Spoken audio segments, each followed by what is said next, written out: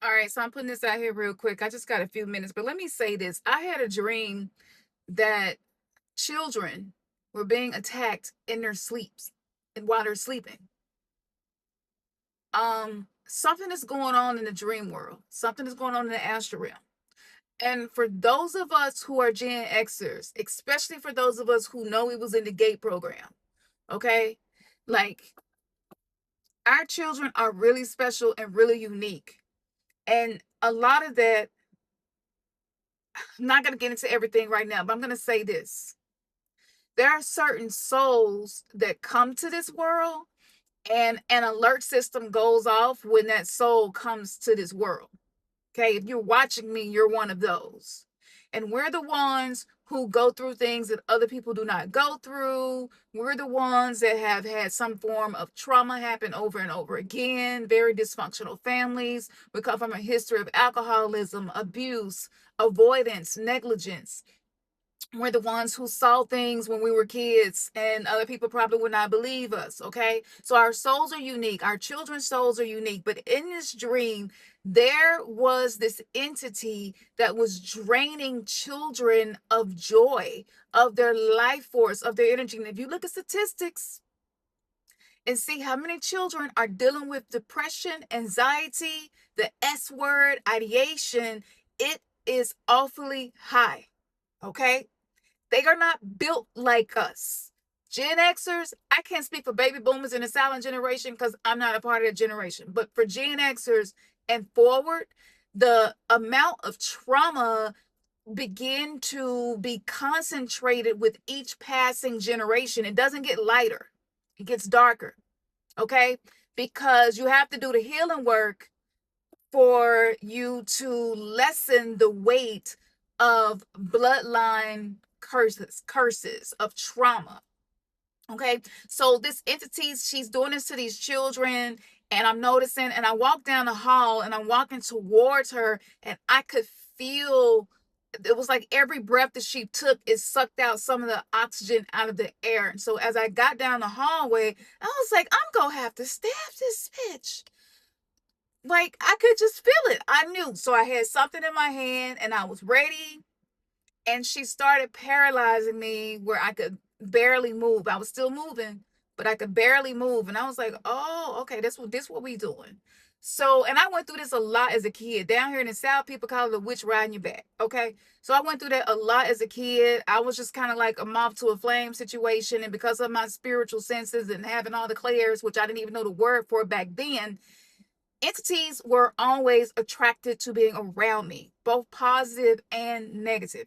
So as I'm walking down the hallway, I have whatever I have in my hand, and within seconds of me deciding that, okay, this is going to be a fight, my hands are dry, y'all. Don't judge me. Okay, I wash my hands a lot and I cook like 4 or 5 times a day because I've been really committed to this eating high vibrational food things. But anyway, yeah, the aesthetic is not that important right now. I need you to get this message, especially if you have children or know people that do have nieces and nephews that you love.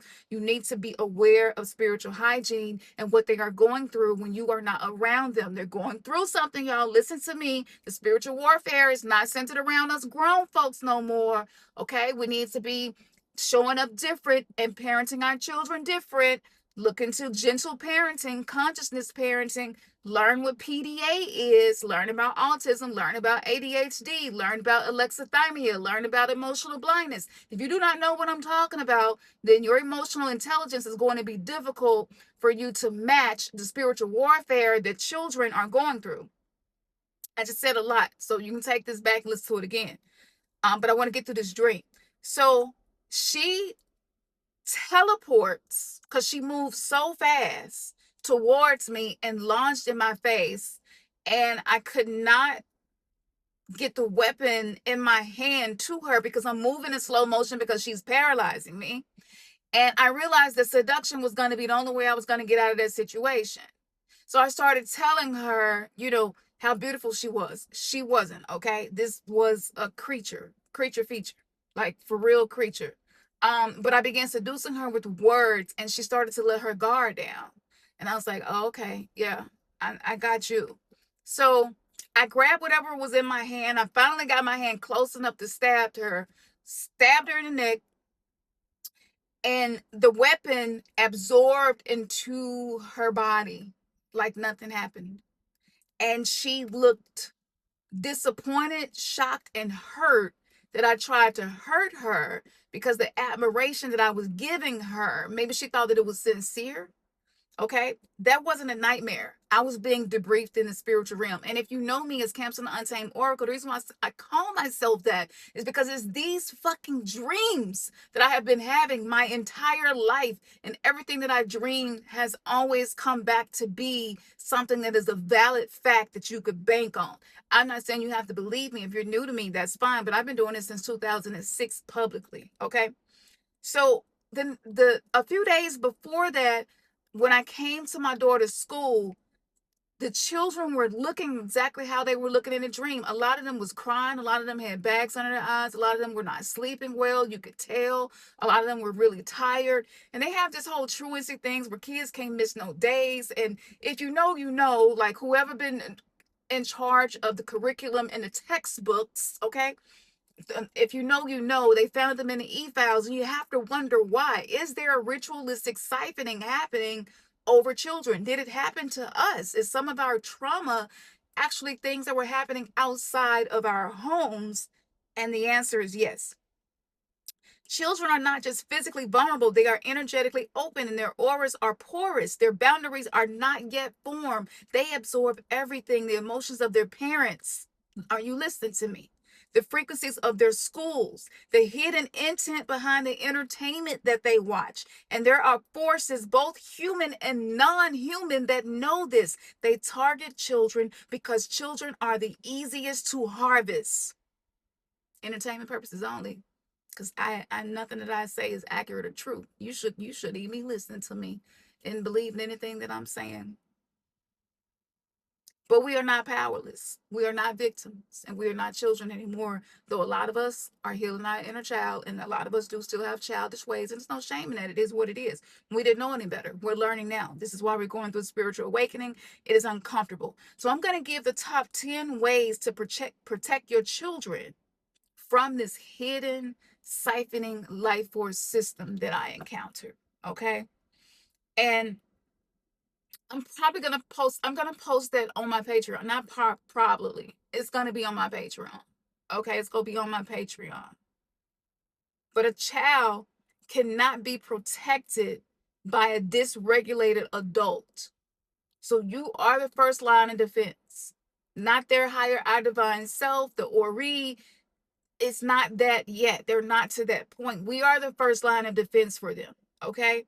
Your unhealed trauma, your suppressed rage, your chronic anxiety, these things leak into your energy field and impact your children. And your child, whose field is an extension of yours, absorbs them. They do not do what we say, they absorb what we do.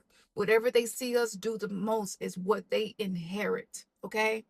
So before you protect your child, make sure that you are protecting yourself. Regulate your nervous system. Clear your energetic field. This is not selfish. This is necessary. It is the first act of spiritual parenthood, to regulate yourself first so that you can be a protector for them and not someone who is passing down more emotional trauma. And let's be real, especially in the Black community, the way that we raise kids, it has not been out of a space of love, compassion, gentleness, or kindness, because we have been raising our children while we were simultaneously in survival mode. Okay. And this actually makes them more vulnerable to these things happening. So I want y'all to stay tuned in. I'll be talking more about this, but I wanted to get this out because it felt important, because what was in the e-files was a mirror for us to see what role trauma is playing in making our kids vulnerable. And they're going through some things. So be gentle with them. Be kind. Listen. Be forgiving. All of the shit that you didn't have, give them. Not material things. Emotional stability. That is the key. And I'll be back with more, what I'm told to. Peace.